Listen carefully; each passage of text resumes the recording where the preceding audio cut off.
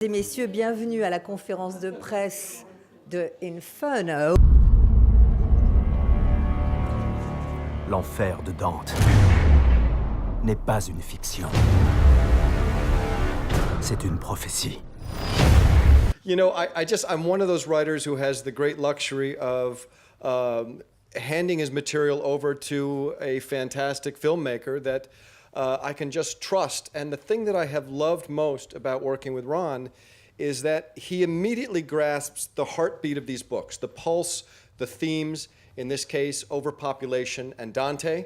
And I knew the second I read the first draft of the script that overpopulation and Dante would be at the center of that. And so after that, I understand that, of course, some of the plot needs to change a little bit in order to make sure it's not a 30-hour movie. But as long as he protects the themes, which he does perfectly, I'm always happy. Alors voilà, d'abord c'est plus facile cette fois-ci puisqu'effectivement c'est la troisième fois et donc je connaissais déjà évidemment comment c'était de collaborer avec Ron Howard. Et puis c'est vrai que le cinéma ce n'est pas vraiment mon univers, mais je suis un de ces écrivains qui ont en quelque sorte le luxe de remettre un matériel précieux, une écriture à un des cinéastes les plus talentueux qui soient. Et donc il y a une énorme confiance qui s'est établie entre nous deux. Et puis surtout ce que j'aime énormément justement avec Ron, c'est qu'il comprend immédiatement les thèmes, le pouls en quelque sorte, l'âme de ce que j'écris. Dans ce cas-là, évidemment, il s'agissait de surpopulation et puis évidemment de Dante. Et donc, dès que j'ai lu une des premières boutures du scénario, eh bien, je savais que ces deux thématiques essentielles, eh bien, je les retrouverais au cœur du scénario, ce qui est fait. Donc, c'est vrai que, évidemment, il y a eu quelques changements, parce que sinon, ça aurait été un film de 30 heures, ce qui aurait été impossible. Mais en tout cas, il y a eu la loyauté totale en ce qui concerne l'esprit et la thématique.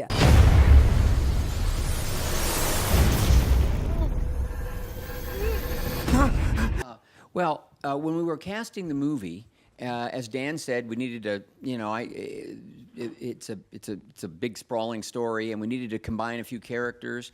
As David Koepp, the screenwriter, began to adapt, there was this one character. I think he was actually written as German originally, Bruder. But what I really wanted was like a lot of the classic mystery thrillers of the past, even going back to Maltese Falcon. Every character that comes in grabs your attention, and you wonder how this character is going to fit into the mystery and the thriller. So mostly what I wanted was the most charismatic, interesting actors that I could find. So the Irfan Khan character was not written, as an Indian man, but I felt like he could capture the spirit of the character in an interesting way.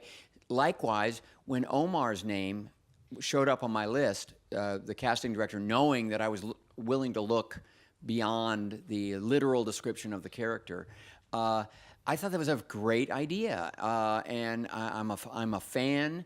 I thought that the charisma, the intelligence, the screen presence would give you that important quality that the minute he came into the movie, you'd be curious about him, interested in him. When I met Omar, I'd met him briefly. Then my daughter Bryce worked with him in Jurassic World. Really enjoyed working with him, and told me, "Dad, you'll like this actor a lot."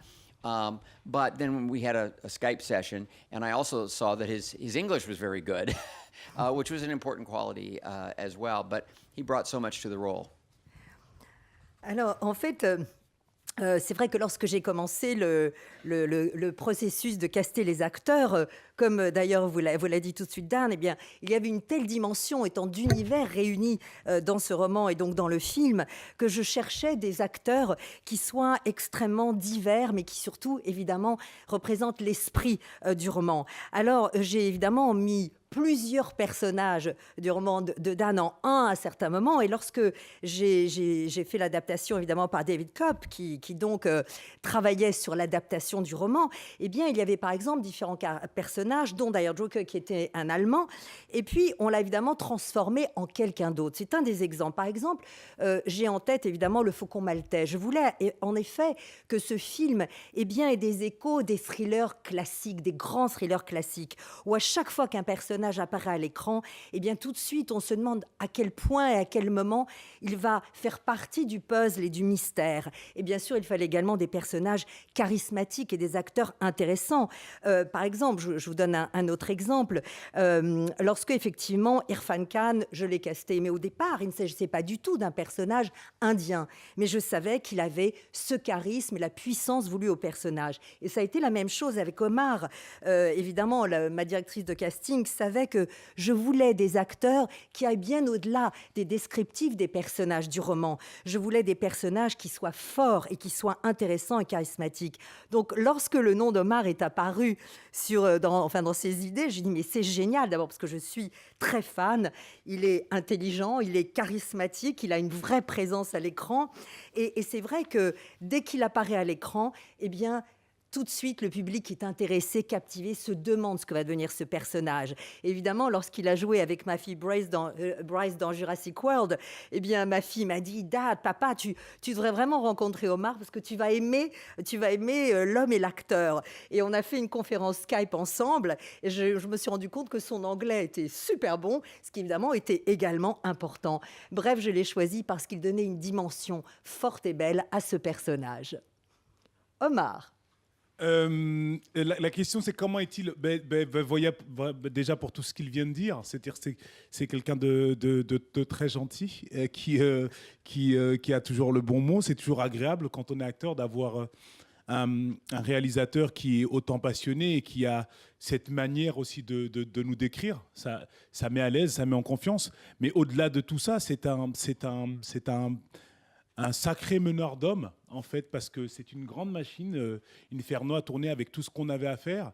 Et il le fait avec beaucoup de calme, beaucoup de sérénité.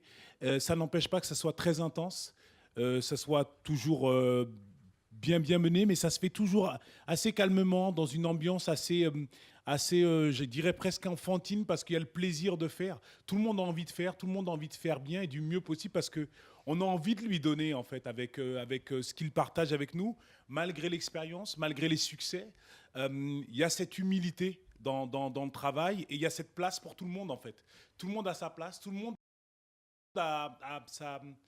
peut apporter sa pierre à l'édifice, et ça c'est très agréable, mais pour tout le monde, que ça soit dans l'équipe technique, que pour nous les acteurs, peu importe le palmarès, d'où on vienne, on avait cette place-là, donc c'est très agréable et on apprend en fait ça, que l'humilité c'est une qualité qu'on peut garder, le succès n'altère pas ça, la curiosité, la concentration, la préparation, voilà, c'est toutes les choses que je vais retenir moi de cette aventure et que j'ai appris chez Ron Howard. Quelle est la dernière chose dont vous vous souvenez? J'ai eu un accident ou quoi? Je ne me souviens de rien. C'est votre trauma crânien.